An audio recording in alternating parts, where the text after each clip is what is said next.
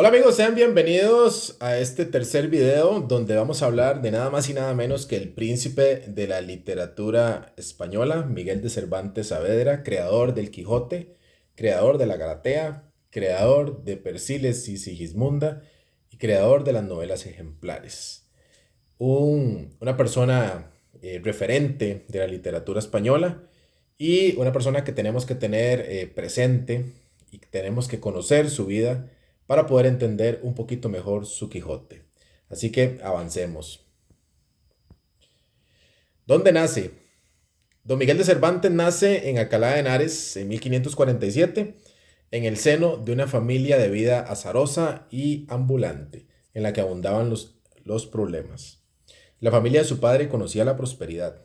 Su abuelo Juan, graduado en leyes por Salamanca y juez de la Santa Inquisición, abandonó el hogar y comenzó una errática y disipada vida, o sea, los abandonó. El padre, don Rodrigo Cervantes, se vio obligado a ejercer su oficio de cirujano barbero, perdón, lo cual convirtió su infancia del pequeño Miguel en una incansable peregrinación por las populosas ciudades castellanas. Acá podemos ver cómo era la vida de un cirujano barbero y el famoso vacía, la famosa vacía, ya le iba a decir yelmo, ¿verdad?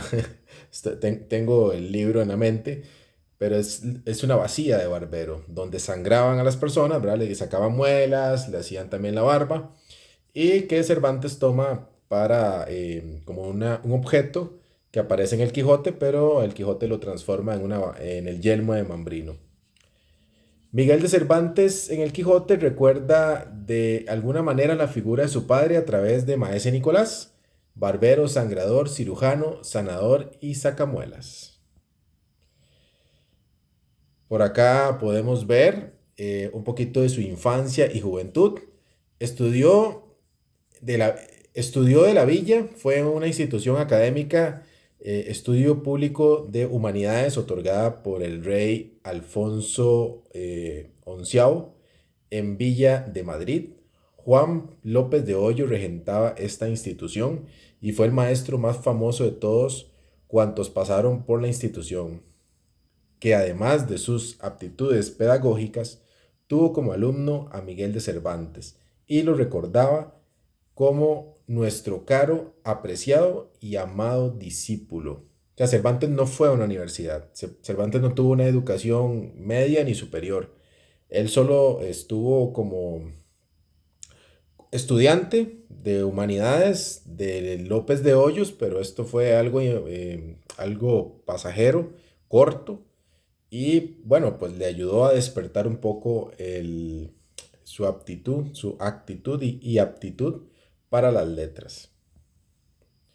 Adulto joven, tuvo que huir de España a los 21 años por lesionar en un duelo a un tal Antonio de Segura en la mano.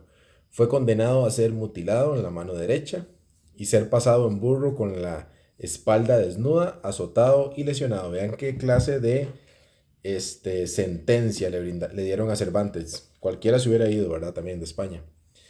En el siglo XVI se publican muchos libros que establecían las reglas generales de los duelos. Los duelos eran populares en España. La justicia funcionaba mal y todo se solventaba por medio de un duelo. Era una forma de mostrar hombría para los hidalgos. En 1570 Cervantes marcha a Italia, donde quedará impresionado por su arte, su literatura y su vida. Era la época más intensa del Renacimiento europeo. Los tercios. Cervantes ya en Italia está a las órdenes del cardenal Acquaviva, que era familiar de Cervantes. No le gusta la vida eclesiástica o la vida, por así decirlo, en templos, iglesias, catedrales. Y en ese momento el Imperio Otomano estaba intentando conquistar toda Europa. En ese momento llega el Papa y solicita a los estados pontificios y solicita a España crear una armada católica, una armada religiosa para enfrentar a los turcos. De ahí es de donde se crean los tercios, ¿verdad? Los tercios italianos. Y Cervantes entra en los tercios de Italia, quienes eran famosos por su resistencia en el campo de batalla, formando la élite de las unidades militares disponibles para los reyes de la monarquía hispánica de la época. Fueron la mejor infantería durante siglo y medio. De esta infantería, posteriormente Francia crea los famosos mosqueteros en 1622 durante el principado de Luis XIII. Volvemos nuevamente a Lepanto. Ya le habíamos comentado en el siglo de oro español en el video anterior, pero tenemos que volverla a comentar por acá. Cervantes lucha en la batalla de Lepanto, que es la batalla naval más importante en la historia. Oigan qué interesante, la batalla naval más importante que ha sucedido en la historia, la más grande también. Pasa Cervantes de ser un soldado a infante de marina. Fue uno de los combates navales más históricos. Cervantes peleó y peleó con mucho valor. Parte en la Marquesa de Andrea Doria con 24 años. Estaba enfermo y con fiebres muy altas. Le pidieron que se quedara bajo cubierta. Se negó y dijo, entre comillas, más quiero morir peleando por Dios y mi rey que mi salud, y suplico que me pongan en parte y lugar más peligrosa, que ahí estaré y moriré combatiendo. Miguel de Cervantes. Hay muchas, hay mucho de lo que Cervantes transcurrió en esa batalla y hay escritos, hay personas que de verdad afirman que luchó con mucha valentía, con mucha hombría, con mucha gallardía, ¿verdad? Y tener 24 años, creo que no le tenía miedo a mucho, o no, que, no tenía miedo a la muerte, y luchó muy, muy férreamente con la Santa Hermandad, ¿verdad? O la Armada Santa. En esa lucha, Cervantes es herido en el pecho y en el brazo izquierdo, el cual pierde su movilidad. Por eso le llaman el manco de Lepanto. Él no queda del todo manco, sino que lo que queda es con una pérdida de movilidad de su mano izquierda, básicamente retraída hacia su pecho, ¿verdad? Y sobrevive a la batalla, ¿verdad? Después continúa siendo militar y trabaja, continúa siendo militar en los tercios y más adelante tendrá una situación en Argel. Ahí vemos los logos, los diseños de la Santa Armada, ¿verdad? Y la bandera del Imperio Otomano. El cautiverio, el año pasado de hecho estrenaron en España Alejandro Amenábar El Cautivo. A su vuelta a España en 1575 es apresado y conducido a Argel, actual Argelia. Allí permanecerá cautivo durante 5 años, lo que le da ocasión para observar la nueva civilización que descubre. Sin duda, ello acentúa su espíritu tolerante. Intenta escapar en 4 ocasiones, es detenido y castigado fuertemente, por no decir quién le estaba ayudando. Su familia buscó el dinero que estaban solicitando para su rescate y los frailes trinitarios viajaron a Argel para recogerle antes de que se lo llevaran a Constantinopla como esclavo. Yo sí les recomiendo, vean la película El Cautivo. Realmente está muy bien diseñada, está muy bien elaborada. También nos cuenta la historia de cómo Cervantes va creando o va conceptualizando un poquito el Quijote y cómo él, su propia historia de cautividad, la plasma en el Quijote en el libro de 1605 con la historia del cautivo, se llama así también. Entonces, les recomiendo muchísimo verla para tener un contexto de esa historia que se van a encontrar en el libro, la historia del cautivo, ¿verdad? El cautivo de Argel también se llama, el cautivo y Zoraida, de hecho se llama. Eh, y les va a dar mucho contexto, ¿verdad? Porque básicamente Cervantes lo que nos cuenta es su propia historia, la historia que vivió en Argel y cómo fue salvado, ¿verdad? Cómo fue salvado. Él la modifica un poquito, pero realmente es básicamente nos cuenta lo que sufrió, o sea, en Argel, cómo era el trato en Argel, cómo los trataban siendo esclavos, ¿verdad? Y al parecer esa historia que él plasma ahí era una historia que él contaba a los amigos que estaban con él en cautiverio, ¿no? Es una historia bastante... La película está muy bien diseñada, está muy bien contada, vale la pena verla. Y como les digo, les va a dar muchísimo contexto de esa etapa, ese momento, de la historia del cautivo en el Quijote, que mucha gente le da pereza, mucha gente se la salta, mucha gente no quiere leerla, pero la verdad es que es una historia muy, muy buena y se las recomiendo. Les recomiendo tanto ver El cautivo, también hay otros videos que hablan sobre el cautiverio de Cervantes, pero es importante tenerlo presente. Ya en España, cuando es rescatado, se da cuenta que el país ha cambiado, que sus hermanas han cambiado y que su vida ha cambiado. Sus hermanas tenían un negocio familiar, muy emprendedoras, las señoritas, y era acostarse con hombres adinerados y pedirles indemnización por no casarse con ellas. Fue un momento duro para Cervantes, quien siempre las vio con ojos de hermano. De hecho, a ver, Cervantes trata muy bien a las mujeres en el Quijote. Todas las mujeres en el Quijote son muy bien tratadas. O sea, yo que he leído el libro más de 5 veces, puedo asegurarles que usted nunca va a encontrar un maltrato hacia la mujer en todo el libro, ni en el libro de 1605 ni en el libro de 1615. De hecho la mujer es muy valorada.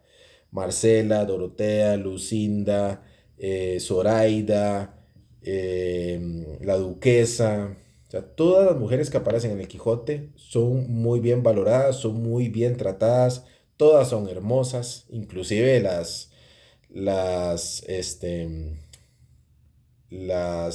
campesinas que Sancho le presenta a Don Quijote cuando él va a visitar a Dulcinea el Toboso, ¿verdad? Son bien tratadas. Por ahí y algunas palabrillas como fealdad o como algo muy físico, pero siempre son muy bien tratadas por Cervantes. Él quiere mucho a la mujer y pienso que también debido a lo que vivió con sus hermanas, a lo que vivió con su esposa, su hija, él siempre estuvo rodeado de mujeres, ¿verdad? O sea, no tuvo una vida lejos de la figura femenina y eso le ayudó a poder plasmar ese agradecimiento y ese amor que le tiene a las mujeres. Como bien lo indica acá, de ahí que en el capítulo de la venta, en la primera parte, cuando se topan a las dos trabajadoras nocturnas, Don Quijote les dice doncellas. Eso se da en la primera salida de Don Quijote, cuando llega a la venta, antes de ser armado caballero.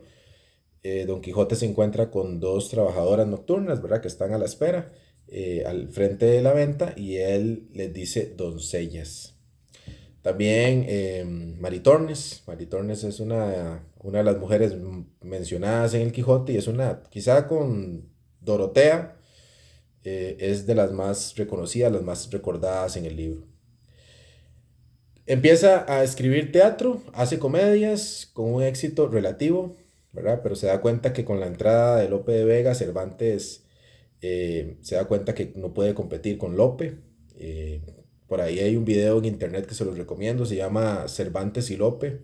Eh, Parece que es muy interesante ahí cómo eran amigos inicialmente y cómo después terminaron siendo personas que se odiaban, ¿verdad? Que no se podían ni ver. Continuando en España, ya cuando llega a Argel, pretende un cargo en la corte, pero el cargo que se le asigna es como comisario, a cargo del comisario, el comisariato general, encargado de abastecimiento de trigo y aceite de la Armada Invencible. Tuvo que enfrentarse a pequeños propietarios de trigo y aceite, además de la iglesia. Fue excomulgado 2 veces. Recorrió el país conociendo con esto buena parte del territorio. Todo este recorrido que hace Cervantes en este trabajo que tiene le da mucha riqueza cultural, mucha cercanía con cabreros, en las ventas, transita por toda Andalucía, Sevilla, Andalucía, y pasa recaudando, como bien dice ahí, suministros para la Armada Invencible. Esto también le va acumulando problemas y sinsabores viendo la industria de los pobres y cómo los ricos se hacían más ricos, ¿verdad? Cervantes era mejor letrista que recaudador, por lo que valiéndose de la confianza de un banquero sevillano, este sale deprisa con el dinero y el comisario general culpa a Cervantes, por lo que le vuelven a encerrar en la cárcel de Sevilla en 1598.